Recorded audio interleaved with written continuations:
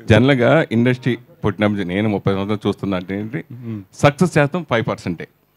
నిజంగా అప్పుడు సీడీలు వచ్చేసాయని లేదంటే పైరసీ జరిగిపోయిందని ఇలా ఏదో ప్రాబ్లం వస్తూనే ఉంది మన ప్రతి కొన్నాళ్ళు 5 ఇయర్స్కి వస్తూనే ఉంది ప్రాబ్లమ్స్ వస్తూనే ఉన్నాయి. పైరసీ కానీ సీడీలు వచ్చేసి రకరకాలుగా ప్రాబ్లమ్స్ ఫేస్ చేస్తూనే సార్. ఇప్పుడు ఓటీటీ వచ్చింది, ఓటీటీ వాళ్ళు బెనిఫిట్ పొందుతున్నారు. ఇదివరకు శాటిలైట్ బెనిఫిట్ పొందారు, ఇప్పుడు ఓటీటీ బెనిఫిట్.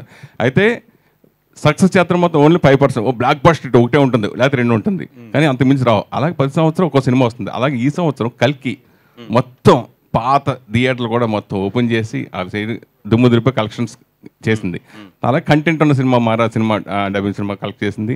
అట్లాగే భారతీయ సినిమా యావరేజ్ అయినా ఫస్ట్ ఓపెనింగ్ వరకు తీసుకుని మళ్ళీ ఆగిపోయింది. సో ఇది కామన్గా జరుగుతూ ఉంటుంది. ఇందాక మీరు చెప్పారు కదా, ఇంకా అయిపోయింది, కొన్ని థియేటర్లు మూసుకోవాల్సింది. ఎందుకు ఆ మాట అనాల్సి వచ్చింది? సక్సెస్ అయితే ఇప్పుడు ఒకేలా ఉంది కదా, ఎందుకు అది మళ్ళీ ఇప్పుడు వరుసగా ఇప్పుడు ఈ చిన్న సినిమా కూడా బ్లాక్ బస్టర్ చాలా సినిమాలు ఉన్నాయి. ఇదే కల్కి ఒక 3 years బ్యాక్ వచ్చి ఉంటే కనుక ఇప్పుడు మనం ఏ నెంబర్స్ చూసినామో దీనికి డబల్ నెంబర్స్ చూసేవాళ్ళం. అంటే నెంబర్స్ అనేది మనకు తెలుసు ఇప్పుడు ఎట్లా ఉన్నాయి ఏందనేది. అంటే కల్కి దాని కెపాసిటీ ఏంటో థియేటర్స్లోని స్టిల్ ఈరోజు ఒక 30% పీపుల్ ఏంటంటే ఇంకా అది ఓటీటీకి వస్తుంది కదా అక్కడ చూద్దామని చెప్పి ఇంకా సినిమా చూడకుండా ఇంట్లో కూర్చున్న వాళ్ళు ఉన్నారు. ఇదివరకు అలా ఉండేది కాదు. నిజంగా అంత పెద్ద సినిమా అంత పెద్ద హిట్ అయితే బాహుబలి 1 ఆ 2 టైంలోని నెక్స్ట్ అసలు మాకు 3-4 weeks థియేటర్గా ఫుల్ అయిపోయిన రోజులు ఉన్నాయి. మగధీరాకు కానీ బాహుబలి 1 కానీ 2 కానీ. ఇప్పుడు మరి కల్కి అంత పెద్ద హిట్ అంత బాగుంది, కానీ స్టిల్ దానికి రావాల్సిన ఇన్కమ్ అయితే రాలేదనేది నా ఒపీనియన్. దానికి ఏంటంటే వాట్ ఎవర్ నేను చెప్పాను ఇందాక, థియేటర్స్కి జనాలు తగ్గుతున్నారు అనేది చెప్పాను.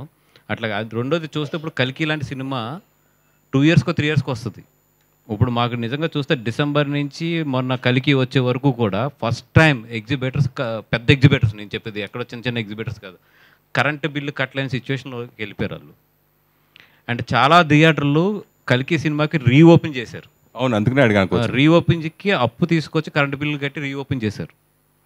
ఇప్పుడు కొన్ని బీ సెంటర్స్ ఉంటాయి, ఏ సెంటర్స్ వదిలేసేయండి, బీ సెంటర్స్ ఉంటాయి. బీ సెంటర్స్లో ఇప్పుడు మేము డిస్ట్రిబ్యూషన్, ఇప్పుడు నా డిస్ట్రిబ్యూషన్లో కూడా ఉన్నాం కాబట్టి జనరల్గా మాకు ఏంటంటే వాళ్ళతో ఎప్పుడు కూడా రొటీన్ లెక్కలు ఉంటాయి. 1 lakh 2 lakhs అది వాళ్ళ ఆఫీస్కి 4-5 సార్లు తిరిగేస్తుంటే మా అందరూ ఆశ్చర్యపడ్డా, ఎందుకు ఈయన థియేటర్ ఓనర్ గారు ఇన్నిసార్లు తిరిగేస్తున్నారు, ₹1,00,000 పెద్ద అమౌంట్ కాదు కదా, ఎప్పుడు ఇంత ప్రెజర్ పెట్టరు కదా ఏంటి అంటే they have to pay the power bills to open for the theatre for కల్కి సినిమాకి. అలాంటి సిచ్యువేషన్కి వెళ్ళిపోయారు ఎగ్జిబిటర్స్ చాలామంది. ఇప్పుడు చూసుకుంటే ఇప్పుడు కల్కి అయిపోయింది, ఇక్కడ నుంచి మళ్ళీ పెద్ద సినిమా ఎప్పుడుంది? Devara September 27th. దాని తర్వాత మళ్ళీ పెద్ద సినిమా అంటే December 6th పుష్ప. ఈ మధ్యలో గ్యాప్లో కరెంట్ బిల్స్ తట్టుకోవడం కానీ ఇవన్నీ తట్టుకోవడం కానీ ఇవన్నీ ఓకే, ఇన్కమ్ ఎంత క్రియేట్ చేస్తున్నా కూడా ఈ సినిమాలకు రావాల్సిన రెవెన్యూ అయితే మాత్రం డెఫినెట్గా 30-40% తక్కువే వస్తున్నాయి. అది అంటే కల్కి రికార్డ్స్ని పుష్ప 2 బ్రేక్ చేస్తుందా? చేస్తే బాగుంటుంది, ఇండస్ట్రీ బాగుంటుంది, ది ఎగ్జిబిటర్లు బాగుంటారు. అది ఒక సినిమా ఇంకో సినిమా 100% బ్రేక్ చేయాలి ఇప్పుడు కూడా. ఇప్పుడు సచిన్ రికార్డ్స్ కోహ్లీ చేయలే, అలాగే ఎవరికాలు రికార్డ్స్ బ్రేక్ చేసుకుంటూ వెళ్ళాలి. నితిన్ గారు సార్, జనరల్గా చిన్నప్పటి నుంచి మనం టీవీలో చూస్తూ లేదా సినిమాకి వెళ్ళి సినిమా చూస్తూ ఒక ఫేవరెట్గా మనం హీరో, మనం ఫ్యామిలీలో ఎవరున్నా కానీ ఒక అభిమానించేస్తాం కొంతమంది. అలాగే మీరు నాయకి సాంగ్లో స్వర్గీయ ఎన్టీఆర్ దగ్గర నుంచి ఇప్పుడు మీ ఎన్టీఆర్ జూనియర్ ఎన్టీఆర్ వరకు వరుసగా అందరి హీరోల్ని ఇమిటేట్ చేస్తూ అద్భుతంగా చేశారు. సాంగ్లో చూసినట్టు చాలా బాగుంది అది. సో చిన్నప్పుడు మీరు అభిమానించే హీరో ఎవరు, ఇప్పుడు అభిమానించే హీరో ఎవరు? సార్ ఫస్ట్ నుంచి పెద్దనే సార్, బావగారే. సో ఎప్పుడు ఆయనే సార్ నాకు.